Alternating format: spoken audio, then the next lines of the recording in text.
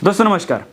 सोचिए एक विभाग जो 40 करोड़ रुपए खर्च कर देता है कागजी रूप में, लेकिन धरातल पर कार्य करता है शून्य। ऐसा मुमकिन है केवल और केवल उत्तराखंड में। अब मैं ऐसा क्यों कह रहा हूं? क्योंकि उत्तराखंड में यूं तो हम कहते आए हैं कि भ्रष्टाचार अपनी चरम सीमा पर है, पर किस तरह से वो इससे समझते हैं। एक ऐसा विभाग जो कि भ्रष्टाचार के खिलाफ बनाया गया था, वही भ्रष्टाचार में लिप्त हो गया। अब कैसे हो गया? मैं बात कर रहा हूँ लोकायुक्त विभाग की। ये एक ऐसा विभाग है जिसे आप एंटी करप्शन के नाम से भी जानते होंगे। कई लोग एंटी करप्शन के लिए जो इस विभाग का है, इस विभाग का प्रयोग कर भी चुके होंगे पूर्व में, जब हमारे पास लोकायुक्त हुआ करते थे। 2011 में लोकपाल लोकायुक्त एक्ट 2011 आया था और 2013 में इस बिल को पास कर पूरे देश भर में लागू कर दिया गया था। यानी कि पूरे देश भर में हर एक प्रदेश लोकायुक्त नियुक्त करना अनिवार्य था, और वो भी 1 साल के भीतर इस बिल के पास होने के। लेकिन उत्तराखंड का दुर्भाग्य ये है कि जैसे ही ये बिल पास हुआ, उसके बाद हमारे पास कभी लोकायुक्त हुए ही नहीं। क्योंकि 2014 में उत्तराखंड में ये बिल आया था और 2014 में ये बिल आने के बाद उत्तराखंड के पास लोकायुक्त कभी आए ही नहीं। 2013 तक हालांकि हमारे पास लोकायुक्त थे। अब आप ये सोच रहे होंगे कि कैसे ये मुमकिन है कि जब बिल ही नहीं आया था तो कैसे। अब इसका जो जवाब है वो मैं आपको कागजी रूप में बताता हूँ, किस तरीके से ये विभाग है और किस तरीके से ये काम किया गया। 2021 में याचिका दायर की गई जिसमें सवाल किया गया कि भाई 2013 ख़त्म हो चुका है और 2013 के बाद जब 14 में बिल आ चुका है तो हमारे पास लोकायुक्त क्यों नहीं है? यानी भ्रष्टाचार से निपटने के लिए हमारे पास ऐसा कोई विभाग क्यों नहीं है, और क्यों सरकार के गले की हड्डी बन गया है? सवाल साधारण सा ये था। अब 2021 से मामला शुरू हुआ और 2023 की सुनवाई में ये सब चीज़ें जो हुई, ये सब चीज़ें 2023 की सुनवाइयों के दौरान हुई। 2023 में आरोप लगाया गया कि जो सरकार है वो लगातार करोड़ों रुपए इस विभाग के लिए खर्च कर रही है, जबकि लोकायुक्त उत्तराखंड में है ही नहीं। अब इसके बाद जो कोर्ट है, कोर्ट ऑर्डर देता है सरकार को, राज्य सरकार को, कि आप बताइए भाई क्या चल रहा है, ये क्यों नहीं लोकायुक्त है और क्यों इस विभाग में करोड़ों रुपए खर्च हो रहे हैं। तो सुनवाई के दौरान अब जो राज्य सरकार है वो किस तरीके से इस मामले को घुमाती है वो समझिए। राज्य सरकार कहती है कि उत्तर प्रदेश लोकायुक्त एक्ट 1975 इससे पहले तक लागू था। यानी कि इस एक्ट के आने से पहले तक 1975 लोकायुक्त एक्ट लागू था, जिसके मुताबिक हमने 2 लोकायुक्त नियुक्त करे, जिसमें SHA रजा जी थे, जो उनका कार्यकाल 2002 से 2008 तक था, और 2008 से 14 तक MM गिल्डियाल जी थे। तो ये हमारे पास 2 लोकायुक्त थे इस दौरान, और इस दौरान हमने इस पूरे कार्य को किया। लेकिन इसके बाद कहते हैं कि 2011 में जब ये एक्ट आया तो इसने 1975 का जो एक्ट था इसको हटा दिया, यानी कि निष्क्रिय कर दिया। अब ये एक्ट लागू नहीं था, तो 2011 का एक्ट लागू था।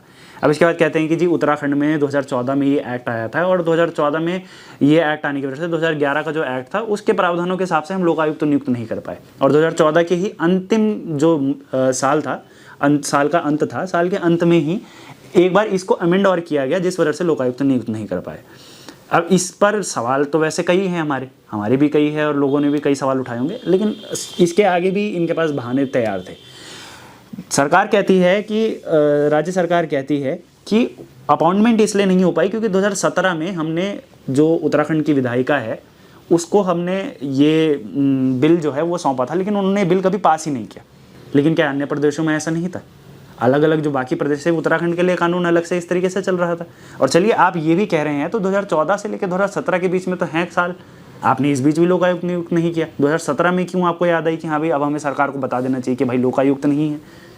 2017 में आप बता रहे हैं कि हाँ भाई हमने लोकायुक्त नियुक्त करना है, लेकिन 2017 तक तो 2017 और 14 के बीच में भी तो गैप है ना, उसमें क्यों नहीं आपने लोकायुक्त की बात करी? तो इस पर याचिकाकर्ता ने सवाल उठाया कि सेक्शन 63 यानी धारा 63 जो इस अधिनियम की है वो ये कहती है कि लोकपाल लोकायुक्त एक्ट 2013 ये सुनिश्चित करता है कि प्रत्येक प्रदेश अपने 1 साल के भीतर इस बिल के पास होने के बाद लोकायुक्त नियुक्त करे, जो मैंने आपको शुरुआत में भी बताया।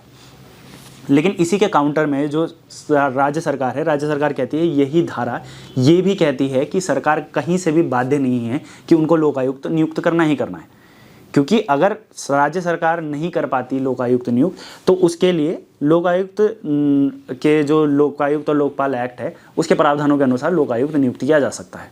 ठीक है, चलिए, तो इसी बात पे कोर्ट जो है, कोर्ट कहता है कि ठीक है चलिए हम आपको 2 महीने देते हैं, 2 महीने के भीतर आप जो कार्रवाई है वो करवाइए और 2 महीने के भीतर ही आप इस तरीके से लोकायुक्त है वो नियुक्त करिए। इसी के बाद जो याचिकाकर्ता एक एफिडेविट जमा करता है और एफिडेविट में ये कहता है कि ये इस विभाग को अब तक करीबन 36 करोड़ रुपए दिए जा चुके हैं और इस विभाग ने उसमें से करीबन 30 करोड़ रुपए खर्च भी कर दिए हैं, लेकिन इस विभाग में कार्य शून्य है। अब समझने वाली बात ये नहीं है कि इतने रुपए खर्च हो गए, क्योंकि जायज़ सी बात है कि लंबे समय से 2002 से लेकर 2023 तक की बात थी, तो 2023 तक ये जो मामला है वो 2023 तक इतना खर्च चल जाता है एक विभाग के भीतर। तो अब लेकिन हमने जब इसका पैटर्न देखा तो तब हमें समझ आया कि हो सकता है कि इसमें भी कुछ गड़बड़ी है। 2002 से ये शुरू होता है कार्यकाल। 2002 में इसका कुल बजट था 33 लाख रुपए, जिसमें वेतन के नाम पर 5 लाख करीब इस्तेमाल हुए थे। ये SHA रज़ा जी का जब कार्यकाल चल रहा था उस समय की बात मैं कर रहा हूँ। SHA रज़ा जी का जो कार्यकाल था उसमें ये अमाउंट चल रहा था। इनका कार्यकाल समाप्त हुआ 2008 में, तो हम वित्तीय वर्ष 2007 से 8 की बात करते हैं। तो 2007 से 8 तक ये बड़ा जो बजट इसको आवंटित किया गया वो था 97 लाख रुपये।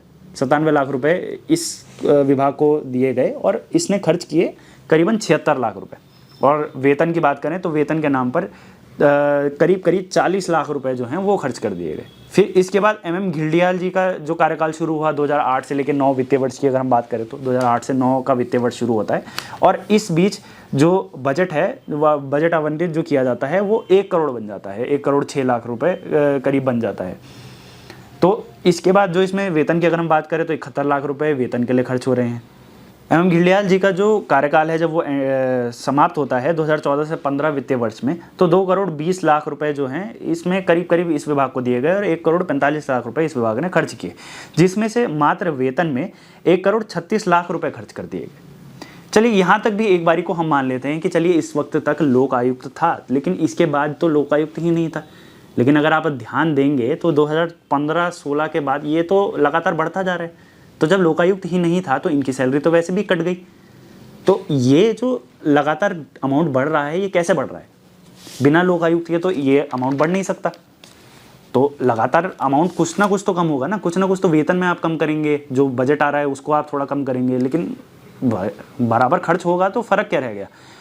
इसी बात पे जो एफिडेविट था, एफिडेविट में एक चीज़ और लिखी गई थी जिसमें कहा गया था कि जो लोकायुक्त विभाग है इसमें करीब 24 लोग काम कर रहे हैं, जिनमें से 9 लोग अभी भी अस्थायी रूप से बाहर के व्यक्तियों के लिए काम कर रहे हैं, बाहर की जो ऑर्गेनाइजेशंस हैं उनके लिए काम कर रहे हैं। किस तरीके से? Uttarakhand real estate regulatory authority यानी रेरा के लिए एक इनमें से 9 लोग जो हैं वो काम कर रहे हैं और Uttarakhand real estate appellate tribunal के लिए लोग काम कर रहे हैं और बाकियों का कोई अता पता नहीं है। और तब भी ये विभाग लगातार इनके लिए पैसे खर्च करता जा रहा है मेंटेनेंस के नाम पे और वेतन के नाम पे।